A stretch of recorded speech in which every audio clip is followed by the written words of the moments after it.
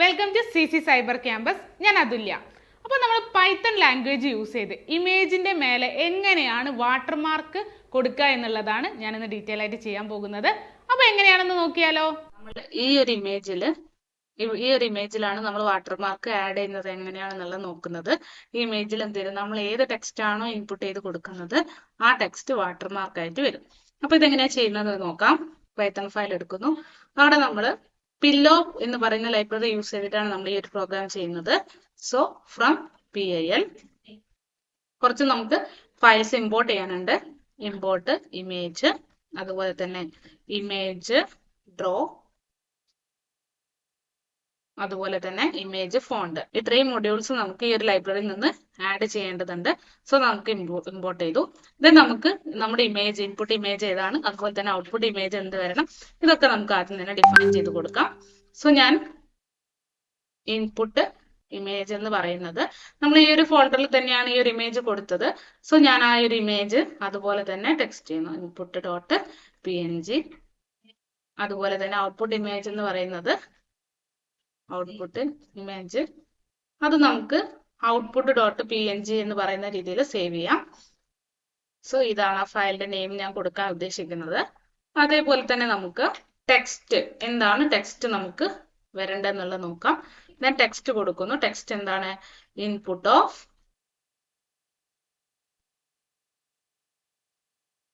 Enter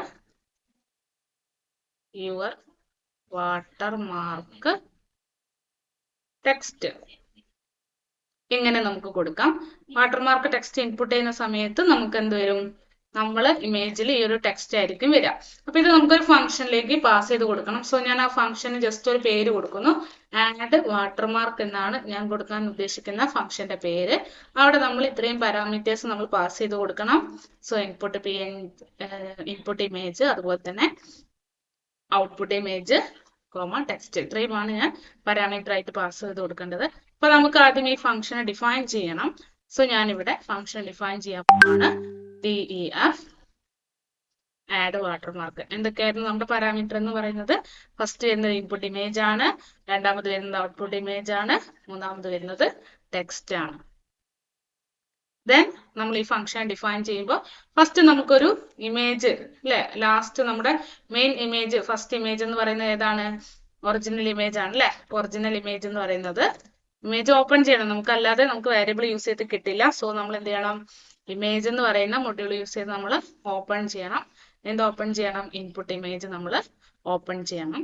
then input image open ചെയ്തതിന് ശേഷം നമുക്കൊരു വാട്ടർമാർക്ക് ഇമേജ് ബിൽഡ് ചെയ്യാൻ വേണ്ടിയിട്ട് നമ്മൾ സെപ്പറേറ്റ് ഒരു ഇമേജ് ക്രിയേറ്റ് ചെയ്യണം. സോ ഞാൻ അതിനെ വാട്ടർ ഇമേജ് എന്ന് കൊടുക്കുന്നു. വാട്ടർ ഇമേജ് എന്ന് പറയുന്നത് എന്താണ്?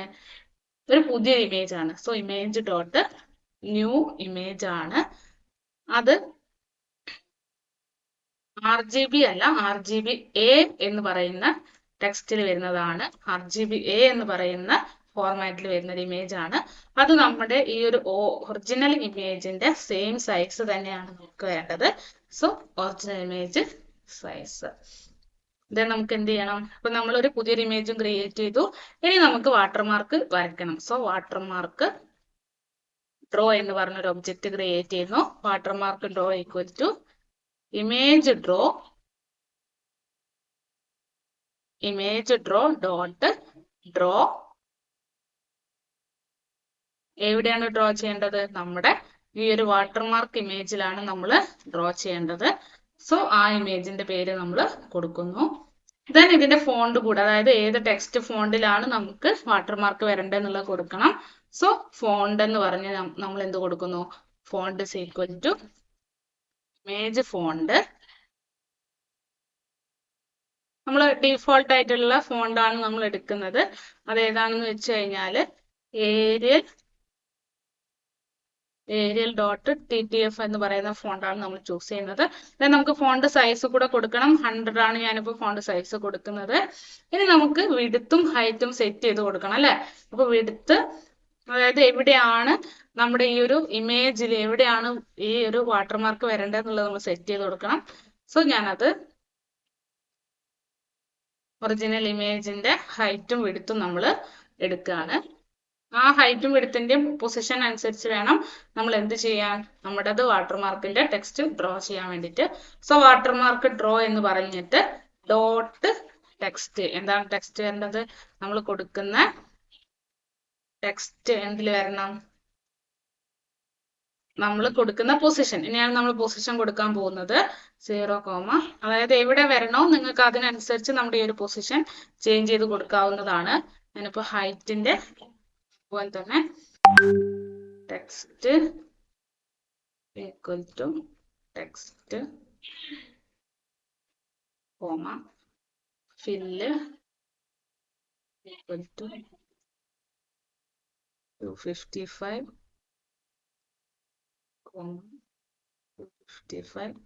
255 255 140. നമ്മൾ കളർ കൊടുത്തു. ഇനി നമ്മൾ ഫോണ്ടും കൂടെ നമുക്ക് കൊടുക്കാം. അപ്പൊ നമ്മൾ മുന്നേ ഫോണ്ട് കൊടുത്തിട്ടുണ്ട്. So font equal to font. ഇത്രയും നമ്മൾ കൊടുത്തു. ഇനി നമുക്ക് വാട്ടർമാർക്ക്ഡ് ഇമേജ് എങ്ങനെയാണെന്നുള്ളത് നമുക്ക് നോക്കാം. സോ വാട്ടർമാർക്ക്ഡ് ഇമേജ് എന്ന് പറയുന്നത് എന്താണ്, image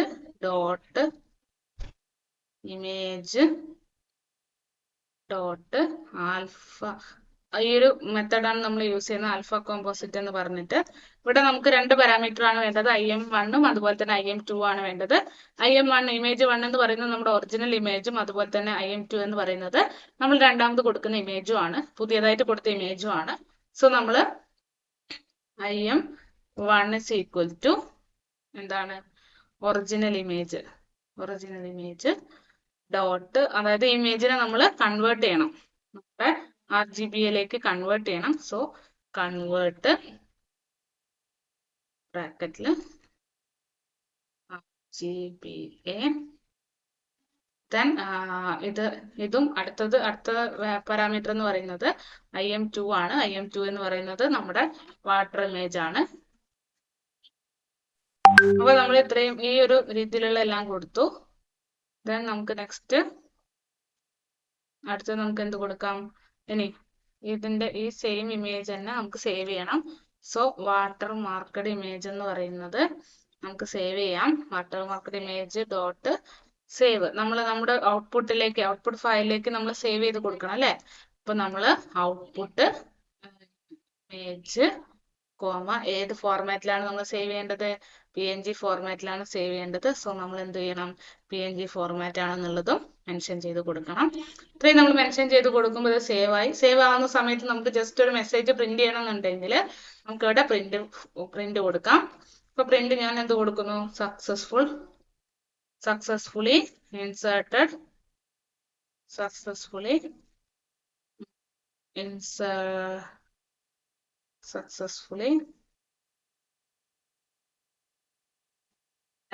watermark.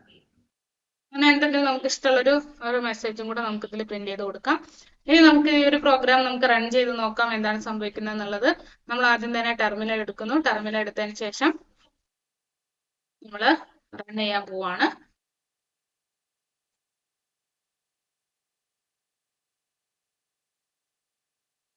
Python space .py നമ്മൾ ടെക്സ്റ്റ് ഇൻപുട്ട് ചെയ്ത് കൊടുക്കണം. ഞാൻ കൊടുക്കുന്നത് സൈബർ ക്യാമ്പസ് എന്നാണ്. സക്സസ്ഫുള്ളി ആഡഡ് എന്ന് പറഞ്ഞു വന്നു. ഇപ്പൊ നമുക്കൊരു ഔട്ട്പുട്ട് ഫയൽ നമുക്ക് കിട്ടിയിരിക്കുകയാണ്. ഈ ഔട്ട്പുട്ട് ഫയൽ കണ്ട സൈബർ ക്യാമ്പസ് എന്ന് പറയുന്ന പേര് വന്നു. പക്ഷെ ഇവിടെ നമുക്ക് കുറച്ചും കൂടെ മിഡിലായിട്ട്, പക്ഷെ കുറച്ചും കൂടെ സൈസ് കൂടുതലായിട്ടാണ് വന്നത്. അപ്പൊ നമുക്ക് ഇവിടെ എന്ത് ചെയ്യാം, സൈസ് ഒന്ന് വേണമെങ്കിൽ ഒന്ന് ഫോണ്ട് സൈസ് കുറച്ച് നോക്കാം. ഒരു 25 ഇട്ട് ഞാൻ സൈസ് കൊടുത്തിട്ടുള്ളത്. ഇനി നമുക്ക് ഒന്നും കൂടെ ഇതൊന്ന് റൺ ചെയ്ത് നോക്കാം.